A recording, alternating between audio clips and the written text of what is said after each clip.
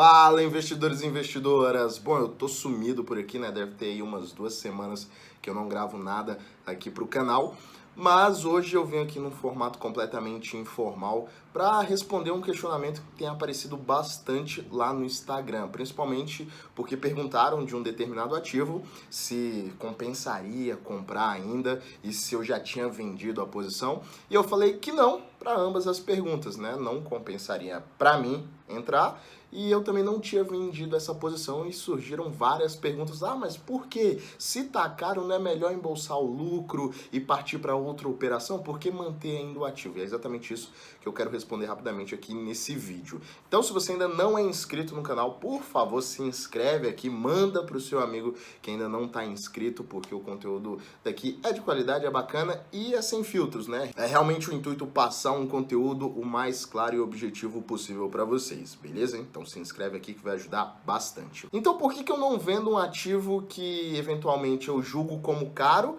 mas eu também não desmonto essa posição? Porque simplesmente quando eu vou comprar esse ativo, eu já crio um racional, uma tese de investimentos, porque não basta simplesmente eu vender aquele ativo e embolsar o lucro. Por quê? Para fazer isso, eu preciso ter uma oportunidade que se mostre melhor do que aquela que eu estou para alocar esse recurso. Porque, beleza, eu vendi, peguei meu lucro e esse dinheiro eu vou colocar onde?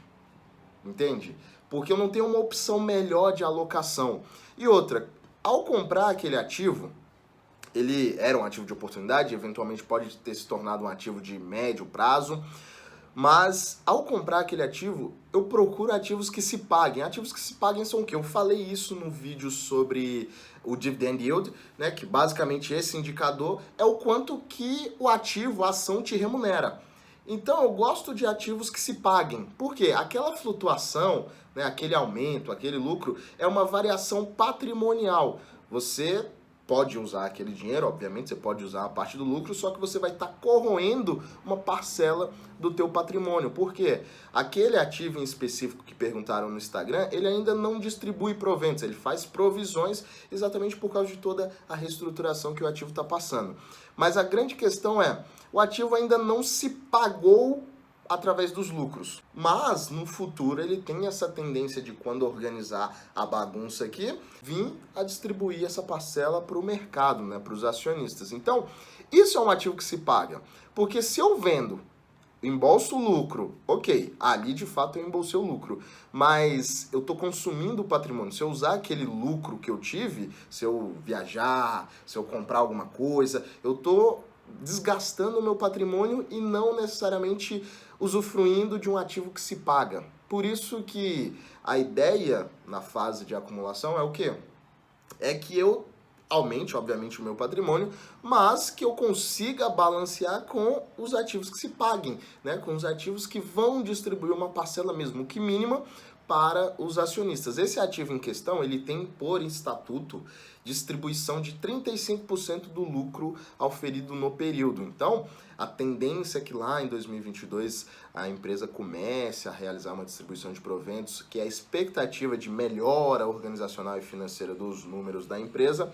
Para 2022 ela vai começar a se pagar. Então, resumidamente, um dos primeiros impulsos na qual não só eu, mas todo e qualquer investidor luta, e ele vai aperfeiçoando isso com a experiência, é exatamente a parte do, pô, beleza, valorizou bastante, eu tenho que controlar o impulso para não querer vender aquele ativo. Por isso a importância de você ter uma tese de investimentos, porque é a tese de investimentos que vai fazer você olhar e perceber, bom, eu tinha válvulas de saída, né? Se a empresa me apresentasse tais pontos, eu sairia da operação, porém, o ativo está se mostrando melhor do que essas projeções que eu tinha feito, e obviamente que você vai reajustando conforme os resultados ali vão aparecendo, né? Conforme os resultados dos novos trimestres, dos novos exercícios vão sendo auferidos, você vai reajustando essa tua tese, até porque não pode ser algo estático, né? Você tem que estar sempre mudando conforme a evolução, para melhor ou uma piora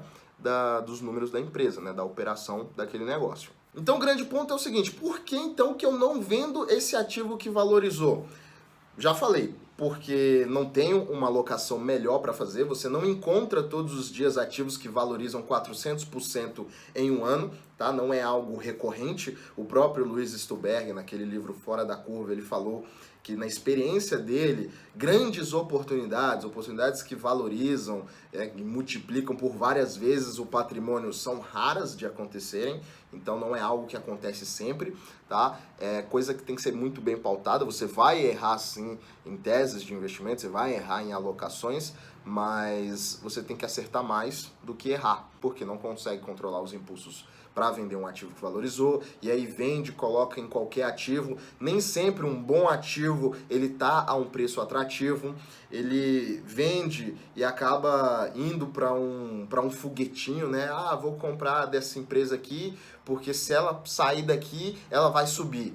Bom, mas pautado no quê? No achismo, no sentimento de manada? Você entendeu? Você foi atrás dos números da empresa? É esse tipo de questão que tem que fazer. Aí muita gente fala, mas o investidor comum não consegue fazer isso. Bom, o investidor comum, ele sabe ler. O investidor comum, para fazer uma conta na corretora, ele foi minimamente alfabetizado para entender aquilo ali. Então, ele sabe entrar no site do RI, procurar as informações, lê o release, né? Uma empresa nova, lê o release, vai ali, olha para o estatuto, vê o formulário de referência, olha a ITR, a informação trimestral de resultado, vai ali nas notas explicativas para entender a movimentação daquele ativo. Então, se um ativo ele valorizou bastante e eu não quero vender, é porque eu não tenho realmente uma opção melhor para aquele ativo, é porque ele está se tornando um ativo com perspectivas de ser um ativo no longo prazo que se pague, um ativo com uma abrangência global. Então, vários outros aspectos que me fazem não entrar naquele ativo. E o principal é, bom, se eu compro 1.000 ações, né, um exemplo aqui, se eu compro 1.000 ações a R$2, eu estou gastando ali R$2.000. Agora, se o ativo foi para R$20 e eu quero comprar 1.000 ações, eu já não gasto mais R$2.000. Se o ativo está em 20, eu vou gastar agora R$20.000 para comprar aquelas 1.000 ações. Então, o meu montante financeiro, ele é maior para comprar aquela mesma quantidade de ações. Então, o que eu fiz nesse ativo foi, lá no início, quando o ativo ainda estava R$2, R$3, eu comprei o máximo que eu conseguiria, né, dentro do meu gerenciamento de risco. Então a primeira ordem que eu fiz foi de 10.000 ações a R$2,80, algo mais ou menos assim. Então, comprar aquelas 10.000 ações que eu comprei lá a menos de R$3, hoje eu teria que desembolsar, não lembro quanto que tá a cotação enquanto eu tô gravando esse vídeo, mas que eu me recordo da última vez, estava 16 alguma coisa. Eu teria que desembolsar aí, se fosse 16, R$160.000. Sendo que aquelas 10.000 ações lá eu gastei menos de 30 mil. Então, assim, o meu montante financeiro, ele é maior para comprar a mesma quantidade de ações. Mas, obviamente, que 160 mil colocar tudo de uma vez seria um risco grande. Então, por isso que eu fui diluindo aquela participação para exatamente fazer preço médio. E o ativo foi valorizando até chegar um momento que eu falei, bom, minha posição já está consolidada e eu não vou aumentar a posição aqui. Ele vai subir, ainda tem margem para subir, ainda tem melhorias para serem feitas, tá? Isso já estava previamente estabelecido quando eu entrei, eu tinha definido isso na minha tese de investimento e ainda não chegou lá. Melhorou algumas coisas, outras foram bem melhores do que as minhas expectativas, mas ainda não chegou aonde deve chegar. Então, eu não coloco mais dinheiro nesse ativo justamente porque o meu desembolso, o meu dispêndio financeiro, ele vai ser maior para comprar uma quantidade de ações que eu conseguia, vamos dizer, um poder de barganha na época. Então é simplesmente esse motivo central do dispêndio financeiro, do montante que eu teria que desembolsar para comprar uma posição ali mínima, igual à primeira posição que eu comprei, de 10.000 ações, eu teria um desembolso maior. Então não compensa, tá, realizar esse dispêndio nesse momento. Então é por isso que eu não aumento a minha participação no ativo, simplesmente porque se eu aumentasse eu poderia causar um desequilíbrio na minha carteira e ficar muito exposto a esse ativo em questão. E outra, eu não realizo o lucro, eu não vendo o ativo, porque o ativo ainda não chegou naqueles parâmetros que eu havia previamente definido. Então, por esse resumo do conjunto da obra, é o motivo que eu não compro mais ações e eu também não vendo a minha participação. Por isso que eu sempre falo, é importante que sempre que você for comprar alguma coisa no mercado de capitais, você tenha um racional, principalmente na renda variável, você tenha um racional do qual o seu objetivo, né? Por que você está comprando aquele ativo? Quais são as premissas que você está utilizando? Ah, eu vi lá no formulário de referência o projeto de expansão da empresa, eu vi lá as projeções e agora eu vou acompanhar para ver se realmente a empresa consegue atingir aquilo. E aí eu vou acompanhar como? Você pode olhar os trimestrais, mas nunca tome uma decisão baseada em trimestre, sempre tome uma decisão baseada nos resultados anuais. E aí no ano que vem, né, no próximo exercício, quando sair o outro formulário de referência, que é um documento anual, você vai lá e vê de novo na mesma sessão de projeções